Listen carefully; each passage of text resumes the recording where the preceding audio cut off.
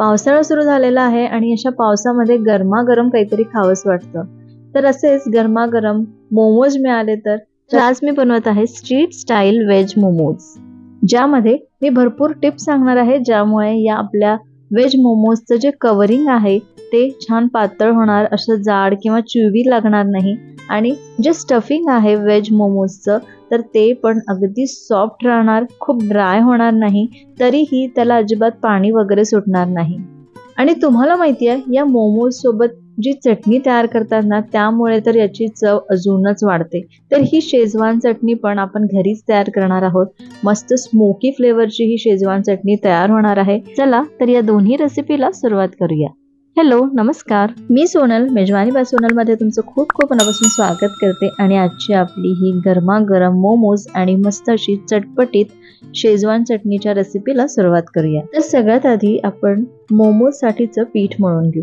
त्यासाठी इथे मी 1.5 कप मैदा घेतलेला आहे. मैदा चाळून आहे, नाही चाळलेला असेल तर तो चाळून घ्या. त्यानंतर त्यामध्ये थोडंसं मीठ घालू. फक्त 1 चमचा यामध्ये तेल घालू आणि छान मिक्स करून घेऊ. त्यानंतर पाणी घालून याला मळून घेऊ. तर हा गोळा जसा आपण कणकीचा गोळा म्हणजे पोळी चपातीला करतो ना, त्याच पद्धतीने करायचा. खूप पातळ नाही किंवा खूप घट्ट नाही. हे बघा, जसं चपातीला असतो त्याच पद्धतीने मी मळून घेतला. आता यामध्ये 1 चमचा तेल घ्यायचं आणि परत याला छान या पद्धतीने मळायचं. या पद्धतीने मळल्याने काय होतं, याच्यामध्ये ग्लुटन फॉर्म होतं आणि जेव्हा आपण हे मोमोज करतो तेव्हा ते अजिबात तुटत नाही, फाटत नाही आणि छान पातळ असे तयार होतात.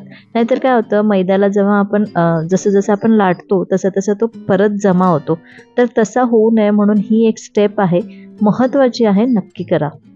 तर हे बघा, मी असंच स्ट्रेच करून आणि असा गोळा तयार करून घेतला. आता याला छान आपण टक करून घेऊ, म्हणजे असं या पद्धतीने परत एकदा मळून घेऊ. वरून तेलाचा हात लावू आणि याला झाकून 15 ते 20 मिनिटं बाजूला ठेवू. तोपर्यंत आपण या आपल्या व्हेज मोमोजमध्ये जी काही बाकी तयारी आहे ती करून घेऊ. तर आज व्हेज मोमोजमध्ये आपण पत्ताकोबीचे हे मोमोज करत आहोत. नेहमी जेव्हा व्हेज मोमोज म्हटलं ना तर पत्ताकोबीच केली जाते, म्हणजे मेन इन्ग्रेडियंट जो असतो ती पत्ताकोबी असते. आणि हे बघा, या पद्धतीने मी बारीक बारीक चिरून घेत आहे. पत्ताकोबी मी ऑलरेडी धुवून घेतली, थोडीशी आधी कट केली अर्धी आणि मग त्याला धुवून घेतलं आणि आता याला या पद्धतीने कट करायचं. तर जेव्हा आपण कट करतो तर त्याच्या आधी ही धुवून घ्यायची स्वच्छ आणि त्यानंतरच कट करायचं. जर याच्यामध्ये पाणी राहिलं तर मग ही जी आपली भाजी आहे त्याला जास्त पाणी सुटतं किंवा जे आपलं स्टफिंग आहे ना त्याला जास्त पाणी सुटतं. त्यानंतर 2 शिमला मिरची पण मी याच पद्धतीने छान बारीक बारीक कट करून घेतलेले आहे, चिरून घेतलेले आहे. त्यानंतर 10-12 लसणाच्या पाकळ्या बारीक चिरून घेतल्या.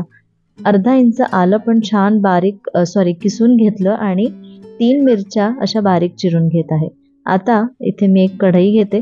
आता ही कढई छान गरम करून घेऊ. यामध्ये 1 चमचा तेल घालू. तेल छान गरम झालं की यामध्ये सगळ्यात आधी लसूण आणि आलं जे आपण चिरून ठेवलेलं होतं ते घालू. अर्धा मिनिट परतवून घेऊ. त्यानंतर मिरची घालू, ती पण अर्धा मिनिट परतवून घेऊ. आणि आता यामध्ये शिमला मिरची आणि कोबी घालून घेऊ. इथे तुम्ही गाजरही घालू शकता. माझ्याकडे गाजर नव्हता म्हणून मी इथे घातलेला नाहीये. मी तुम्ही थोडासा इथे गाजर पण याच पद्धतीने बारीक बारीक चिरून घालून घेऊ शकता. आणि याच पद्धतीने तुम्ही पनीरचं वगैरे स्टफिंग करून पण हे मोमोज तयार करू शकता. तर हे बघा, कोबी पण मी घालून घेतली.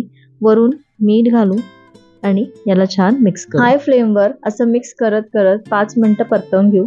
आता इथे 5 मिनिटं झालेली आहे. आता यामध्ये मी अर्धा चमचा मिरेपूड घातली. गॅस इथे मी कमी केलेला आहे.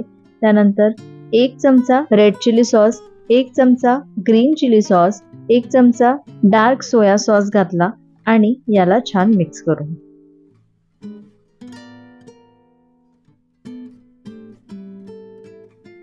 हे बघा, 2-3 मिनिटं परत छान मिक्स करून घेतलं. यामध्ये टोमॅटो केचप घालायचं राहिलं तर 1 चमचा मी टोमॅटो केचप पण घातलेला आहे. आणि परत हे आपण 1-2 मिनिटं छान परतवून घेऊ. आता वरून कांद्याची पात पण घालू शकता, पण माझ्याकडे नाहीये म्हणून मी घालत नाहीये. आणि कांद्याची पात अशी बारीक थोडीशी जसं आपण कोथिंबीर घालतो त्याच पद्धतीने घालून घ्यायची. आता आपण शेजवान चटणी तयार करू. मस्त स्मोकी फ्लेवरची घरच्या घरी आपण ही शेजवान चटणी तयार करू शकतो. कशी करायची चला तर बघूया। त्यासाठी मी एका पॅन मध्ये 1 चमचा तेल घेतलं। तेल छान गरम झालं की 15 ते 20 लसणाच्या पाकळ्या यामध्ये घालायच्या आहे।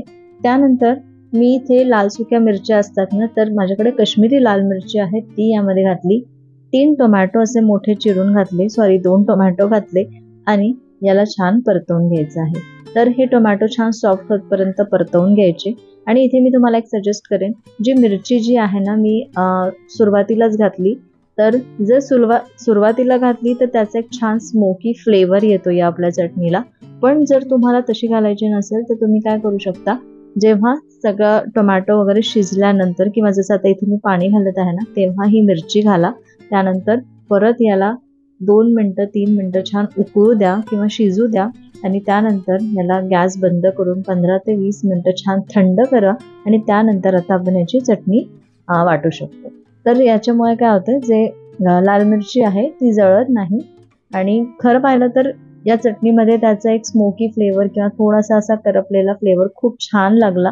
पण जर तुम्हाला आवडत नसेल तर मी तुम्हाला असं सजेस्ट करेन। तर आता बघा हे थंड झालेलं आहे, त्याचे मी साल काढून घेतले टोमॅटोचे आणि आता याला मिक्सरमधून बारीक करू। मिक्सरमध्ये बारीक करताना यामध्ये थोडीशी कोथिंबीर घातली, चवीपुरतं मीठ आणि 1 चमचा साखर घालू आणि याला छान ब्लेंड करून घेऊ। तर हे बघा घरच्या घरी मस्त स्मोकी फ्लेवरची आपली ही शेजवान चटणी तयार आहे। आता यामध्ये तुम्ही भरपूर तेल घालून किंवा तेलामध्येही परत एकदा छान परतवून घेऊ शकता, पण आता ही मला आत्ताच कन्झ्युम करायची आहे, आत्ताच पूर्ण मला वापरून घ्यायची आहे, म्हणून मी याला काही तडका वगैरे देणार नाहीये। जर तुम्हाला ही स्टोअर करायची असेल तर परत थोड्याशा तेलामध्ये म्हणजे एक 2-3 टेबलस्पून तेलामध्ये ही चटणी छान परतवून घ्यायची ड्राय होतपर्यंत आणि याला फ्रीजमध्ये बॉटलमध्ये भरून 15 ते 20 दिवस किंवा 1 महिना याला तुम्ही छान टिकवू शकता। तर आता आपली ही चटणी तयार आहे, आता मला स्टोअर करायची नाहीये। आता आपण मस्त हे व्हेज मोमोज तयार करायला घेऊ। हे बघा आता मी याचा गोळा तोडून घेतला, याला मस्त अर्धा तास छान रेस्ट झालेली आहे आणि तुम्ही बघितलं त्यामध्ये किती छान ग्लुटन फॉर्म झालाय, छान असं त्याला ओढलं ना की असं एक तार दिसतो।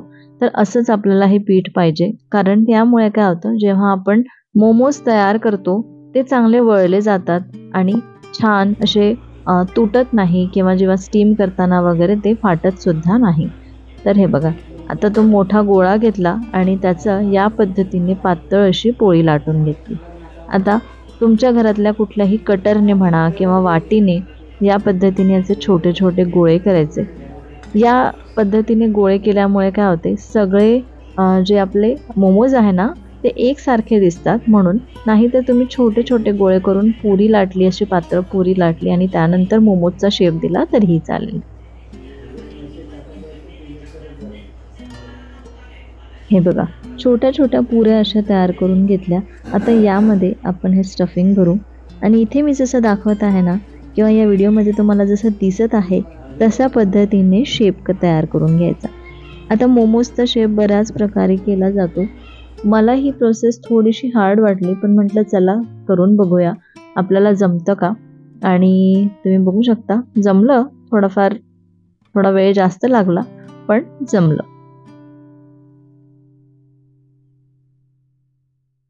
तर बघितलं ना आपले हे मस्त मोमोज तयार झालेले आहे। थोडंसं हे सगळं बंद करायचं, म्हणजे जेव्हा आपण स्टीम करतो तेव्हा ते निघणार नाही। तुम्ही बघू शकता किती छान शेप झालेला आहे। तर याच पद्धतीने मी सगळे मोमोज तयार करून घेते आणि हे बघा माझे मोमोज तयार झालेले आहे। आणि इथे आपण स्टीमर मधलं जे जाळीची प्लेट असते ना त्याला तेल लावून घ्यायचं खाली। आता या प्लेटवरती हे सगळे मोमोज ठेवू। आता मी या ब्रशने असं थोडंसं याला वरून तेल लावून घेते, याने काय होतं या आपल्या मोमोजला एक छान चकाकी येते आणि शिजल्यानंतर पण किंवा थोडे थंड झाल्यानंतर पण हे जे आपले मोमोज आहे ते असे कडक लागत नाही, सॉफ्ट राहतात। तर असे थोडं थोडं तेल लावून घेऊ आणि आता याला फुल गॅसवर म्हणजे हाय गॅसवरती 15 ते 20 मिनिटं स्टीम करू। इथे 15 मिनिटं झालेली आहे आणि हे बघा आपले मोमोज तयार आहे। वरून थोडंसं मी चिली फ्लेक्स आणि कोथिंबीर घातली सुंदर दिसावं म्हणून आणि परत मी 1 मिनिटाला छान स्टीम करून घेतलं आणि आपले हे व्हेज मोमोज तयार आहे। बघूनच तोंडाला पाणी सुटतं. आणि आत्तासुद्धा मी जेव्हा व्हिडिओ म्हणजे व्हॉइस ओव्हर करत आहे ना, तेव्हा बाहेर मस्त पाऊस सुरू आहे आणि आत्ता पण मला हे परत खायची इच्छा होत आहे. तर बघा, तुम्ही बघू शकता किती मस्त आपले मोमोज तयार झालेले आहे. तर तुम्ही पण घरच्या घरी हे व्हेज मोमोज तयार करू शकता. बाहेर जाऊन खायची काही गरज नाही आहे.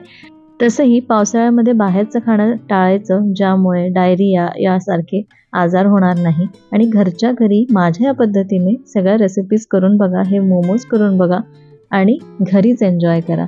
तुम्हाला ही रेसिपी कशी वाटली मला कमेंटमध्ये लिहायला विसरू नका. आणि व्हिडिओ आवडला असेल, रेसिपी आवडली असेल तर एक लाईक करा, जास्तीत जास्त शेअर करा आणि अजूनपर्यंत चॅनलला सबस्क्राईब केलं नसेल तर प्लीज सबस्क्राईब करा. आता आपण आयुषची रिॲक्शन बघू. आयुषला मोमोज अतिशय आवडतात आणि जेव्हा मोमोज करते असं मी म्हटलं ना, तर तो कधीतरी संध्याकाळी त्याला काहीतरी खायचं असतं, पण तो संध्याकाळी त्या दिवशी काही खाल्ला नाही आणि तुम्ही त्याचं रिॲक्शन बघा. बघतानाच आहाहा, आणि खाल्ल्यानंतर तर मज्जाच मज्जा. तर अशा या पद्धतीने मोमोज करून बघा आणि मला कमेंट करून नक्की सांगा. रेसिपी आवडली असेल तर परत म्हणते, एक लाईक करा, जास्तीत जास्त शेअर करा आणि अजूनपर्यंत चॅनलला सबस्क्राईब केलं नसेल तर प्लीज प्लीज प्लीज सबस्क्राईब करा. तुमच्या सपोर्टमुळेच, तुमच्या कमेंट्समुळे मला मोटिवेशन मिळतं आणि कमेंट्समध्ये मला लिहून कळवा की तुम्हाला नेक्स्ट रेसिपी किंवा पुढच्या काय रेसिपीज बघायला आवडेल. मी नक्की करण्याचा प्रयत्न करेल. तर चला भेटूया उद्या दुपारी 2 वाजता. तोपर्यंत बाय बाय.